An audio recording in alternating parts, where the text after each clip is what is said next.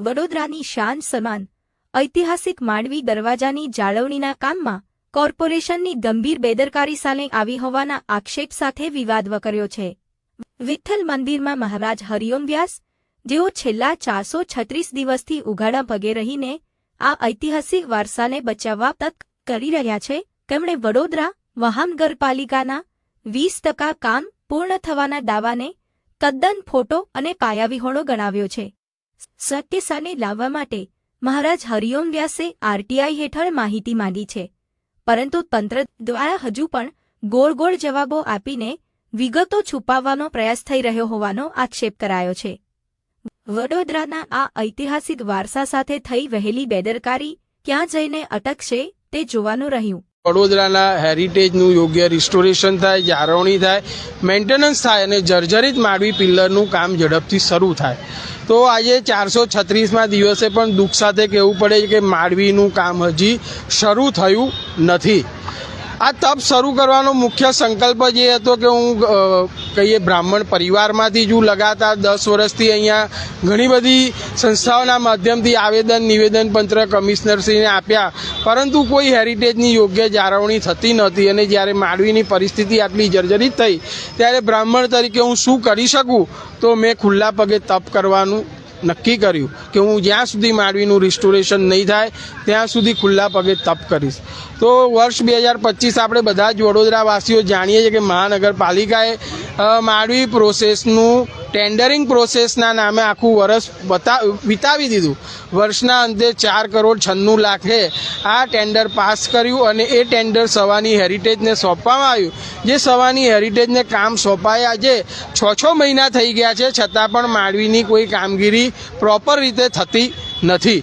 ત્યારે આજથી 10 દિવસ પહેલાં એટલે કે 10મી જૂને અહીંના હેરિટેજ સેલ દ્વારા એવી માહિતી આપવામાં આવી છે મીડિયામાં કે માંડવીની કામગીરી 15થી 20% પતી ગઈ છે, જ્યારે મહાનગરપાલિકાના કમિશનર સતત રિવ્યૂ બેઠકમાં કહે છે કે ટેકનિકલ કારણસર માંડવીનું કામ શરૂ થતું નથી।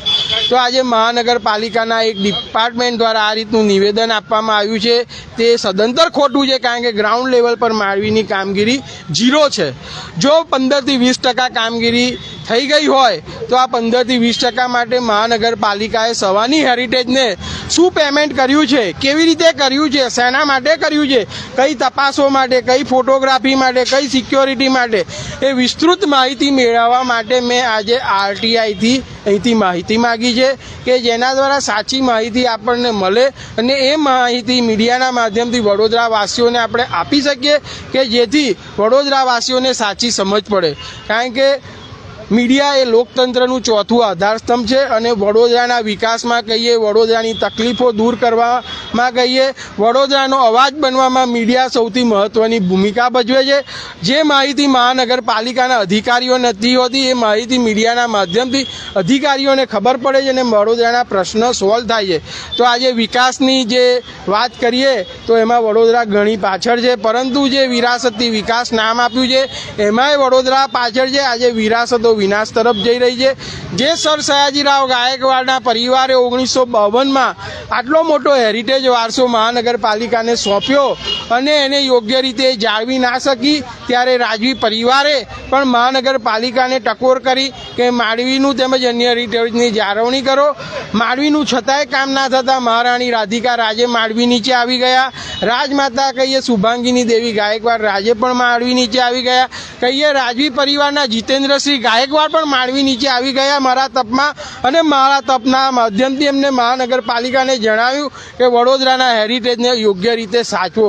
પરંતુ જે રાજવી પરિવારે આટલો મોટો હેરિટેજ વારસો મહાનગરપાલિકાને સોંપ્યો છે એની પણ એ કાળજી નથી રાખી શકતી। જે ખંડેરાવ માર્કેટમાં બેસીને એ વડોદરાના વિકાસની વાતો કરે છે, ખંડેરાવ માર્કેટને પણ નથી સાચવી શકી। તો આજે વડોદરાના વિરાસતોને જોખમ છે। વડોદરા પાસે એટલી બધી વિરાસતો છે કે યુનેસ્કોમાં એનું નામ જઈ શકે, વડોદરા હેરિટેજ સિટી બની શકે, પરંતુ યોગ્ય જાળવણી નહીં કરવાને કારણે વડોદરા હેરિટેજ સિટી પણ નથી બની શકતી। એ બહુ દુઃખની વાત છે।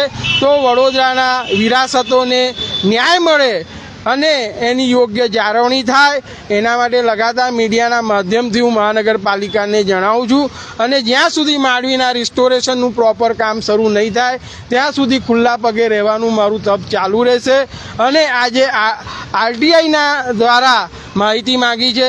જો આગળ જરૂર પડે તો કાયદાકીય પગલાં ભરીને પણ વડોદરાની વિરાસતોના ન્યાય માટે હું લડીશ.